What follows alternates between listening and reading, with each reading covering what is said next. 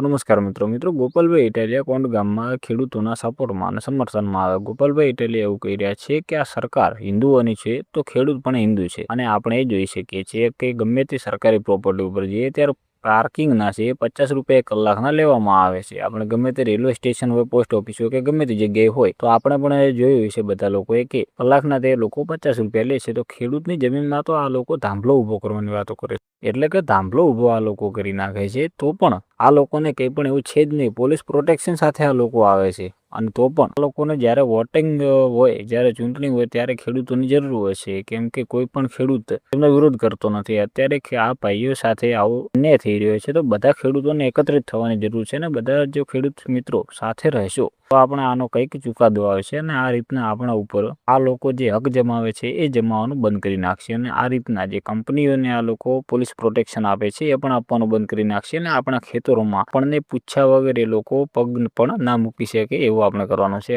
વિધાનસભામાં જઈને આ તો મારે રજૂઆત કરવાની જ છે। અમુક જે બહેરા માણસો છે જે સાંભળતા જ નથી બિલકુલ, એમને નજીકમાં જઈને કહેવાનું છે કે ખેડૂતો સાથે કેટલો અન્યાય થઈ રહ્યો છે। તો મિત્રો ગોપાલભાઈ ઇટાલિયાએ જે ખેડૂતોના સમર્થનમાં જે પણ વાત કરી એના વિશે તમારું શું કહેવું છે તમે જરૂરથી કોમેન્ટ બોક્સમાં લખી દેજો અને જો તમે આપણી ચેનલમાં નવા આવ્યા હો તો ચેનલને સબસ્ક્રાઈબ કરી દેજો અને વિડીયોને લાઇક કરી દેજો।